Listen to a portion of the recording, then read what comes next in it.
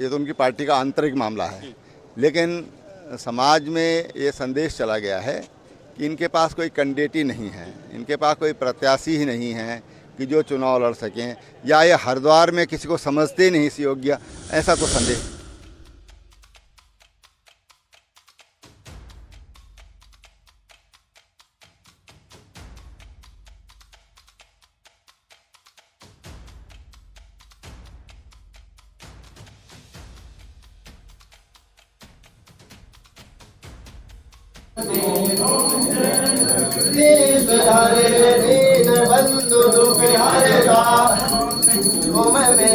हरिद्वार से प्रत्याशी पूर्व मुख्यमंत्री त्रिवेंद्र सिंह रावत जी हमारे साथ मौजूद हैं। क्या कुछ कहेंगे? कार्यालय का उद्घाटन हो चुका है, बिगुल बज चुका है और बताया जा रहा है कि 23 तारीख को बड़ा प्रोग्राम होने जा रहा है, उसको लेकर। 23 तारीख को हमारा बिल्कुल ऐतिहासिक होली मिलन और जन आशीर्वाद रैली होगी और हर बूथ से उसमें हमारी पार्टी के कार्यकर्ता और समाज के लोग रहेंगे, गांव के प्रमुख लोग रहेंगे। ये एक ऐतिहासिक कार्यक्रम होगा। माननीय मुख्यमंत्री जी भी इसमें रहेंगे, प्रदेश अध्यक्ष जी भी इसमें रहेंगे और कोशिश कर रहे हैं कोई और भी रहे, माननीय निशंक जी भी इसमें रहेंगे। अच्छा, अभी जो पार्टियां हैं, कांग्रेस हो चाहे बसपा हो, अब तक टिकट फाइनल नहीं कर पाई है। जब से आप आए हैं वो संशय में है कि भाई टिकट किसे दिया जाए, कौन जीत सकता है, कौन फाइट में रह सकता है, उसको लेकर क्या कहें? नहीं, देखिए, ये तो उनकी पार्टी का आंतरिक मामला है, लेकिन समाज में ये संदेश चला गया है कि इनके पास कोई कैंडिडेट ही नहीं है, इनके पास कोई प्रत्याशी ही नहीं है कि जो चुनाव लड़ सकें, या ये हरिद्वार में किसी को समझते ही नहीं इस योग्य, ऐसा कुछ संदेश जा रहा है। जो आपके प्रतिद्वंदी आप पर आरोप लगा रहे हैं उसको लेकर क्या कहें, बोलेंगे? अभी तो आरोप लगाने का वक्त ही कहाँ दिया हमने। भाजपा के वरिष्ठ नेता मयंक गुप्ता जी हमारे साथ जुड़ चुके हैं। चुनाव की जिम्मेदारी मिली है, संवाद केंद्र प्रमुख आपको बनाया गया है, उसको लेकर क्या कहेंगे और क्या तैयारी आगे की रहेंगी? सर, भारतीय जनता पार्टी हमेशा चुनाव के लिए तैयार रहती है और क्योंकि कार्यकर्ताओं पर आधारित पार्टी है, इसलिए प्रत्याशी कब घोषित हो रहा है इससे में अंतर पड़ता नहीं।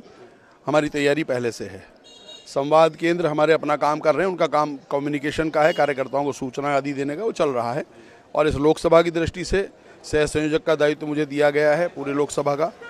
और जितना अभी तक कार्यक्रम हुए हैं, जो रोड शो स्वागत के समय पर हुआ माननीय त्रिवेंद्र सिंह रावत जी का जब वो आए, और जो कल कार्यकर्ताओं की बैठकें हुई हैं तीनों जिलों में, उनके आधार पर मैं विश्वासपूर्वक कह सकता हूं कि हमारे कार्यकर्ताओं में घोर अपूर्व उत्साह है, अपूर्व संख्या के साथ लोग आ रहे हैं और भारी मतों के साथ अभूतपूर्व जीत में हम जाएंगे। चुनावी कार्यालय तो यहाँ पर खुल गया है सर, 23 तारीख का क्या कार्यक्रम है, उसको लेकर क्या बड़ा कार्यक्रम बताएं? यहाँ पर परसों होली मिलन का और जन आशीर्वाद रैली, एक ऐसा बड़ा आयोजन नेहरू स्टेडियम रुड़की में किया गया है, जिसे माननीय मुख्यमंत्री जी, हमारे प्रत्याशी त्रिवेंद्र सिंह रावत जी और हमारे अन्य वरिष्ठ नेतागण यहाँ पर उसमें रहेंगे।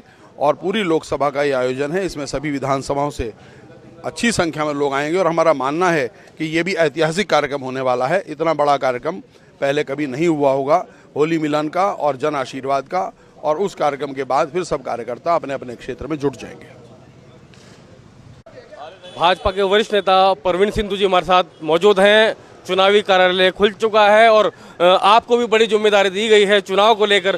क्या कहेंगे? जो विरोधी हैं उनको लेकर क्या बोलेंगे? आज यहाँ पर चुनाव कार्यालय खुल चुका है। सबसे पहले तो मैं रुड़की हब का बहुत धन्यवाद करता हूँ कि आप लगातार बिना किसी भेदभाव के लगातार पूरे समाज में पूरी राजनीतिक परिदृश्य की जो खबरें हैं वो सारी आप संयोजित कर रहे हैं, जनता के पास भेज रहे हैं। आपको बहुत बहुत बधाई, बहुत बहुत शुभकामनाएं। और आप देख ही रहे हैं कि हमारा सब कुछ तय है, हमारा चुनाव पूरी तरह से शुरू हो गया है। दूसरी पार्टियों के पास अभी तक ना तो कोई कैंडिडेट है, ना वो इस स्थिति में है कि किसको यहाँ भेजें, क्योंकि कोई यहाँ आना ही नहीं चाहता। जब किसी को जीत की कोई थोड़ी सी भी आशा होती है तब वह कोशिश करता है कि मुझे वहाँ से टिकट दे दिया जाए, लेकिन यहाँ तो कोई आना ही नहीं चाहता है। खानपुर विधायक उमेश कुमार शर्मा चुनाव मैदान में है और जो पूर्व मुख्यमंत्री हैं जिन्हें यहाँ पे प्रत्याशी बनाया गया है, उनको लेकर कह रहे हैं कि भाई भ्रष्टाचारी हैं, भांग की खेती का कुछ भी ऐसे कुछ चीज़ें बोल रहे हैं, उसको लेकर उन्हें क्या? कोई भी किसी को भी कुछ भी कह सकता है, हर आदमी स्वतंत्र है। किसी पर भी आरोप लगाना सबसे आसान काम होता है, लेकिन सबको पता है कौन भ्रष्टाचारी है, कौन ब्लैकमेलर है, सब जानते हैं। मैं किसी का नाम नहीं लूँगा। आपने किसी का नाम लिया है, मुझे उससे कोई लेना देना नहीं है, ना वो इस हैसियत में है कि वो इस चुनाव को जीत सके या फाइट में आ सके।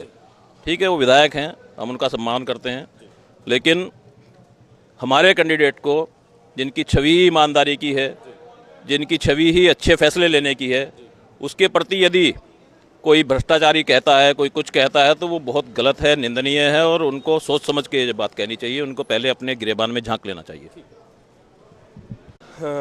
राज्यसभा सांसद कल्पना सैनी जी हमारे साथ मौजूद हैं, क्या कुछ कहेंगे? यहाँ पर कार्यालय का उद्घाटन हो चुका है, चुनावी बिगुल बज चुका है, उसको लेकर भाजपा का कमल था, कमल है और कमल ही रहेगा। आज पूरा देश मोदी जी को पुकार रहा है। हमारी ये सीट बहुत भारी मतों से भाजपा की झोली में जाएगी, इसमें कोई संदेह नहीं। तो दोस्तों, यहाँ पर चुनावी कार्यालय खुल चुका है और मैं आपको बता दूं, आवास विकास में कार्यालय खोला गया है। डॉक्टर कल्पना सैनी जी का आवास भी यहीं पर है। और जो क्या क्या मुद्दे रहेंगे हरिद्वार को लेकर, आप क्या समझती हैं, क्योंकि आपने भी बहुत काम किया है अपने कार्य क्षेत्र में? हरिद्वार आस्था का केंद्र है, हरिद्वार हमारे प्रदेश का प्रवेश द्वार है, हरिद्वार का विकास उत्तराखंड का विकास है, न उसे कभी किसी ने नजरअंदाज किया है, न करेंगे।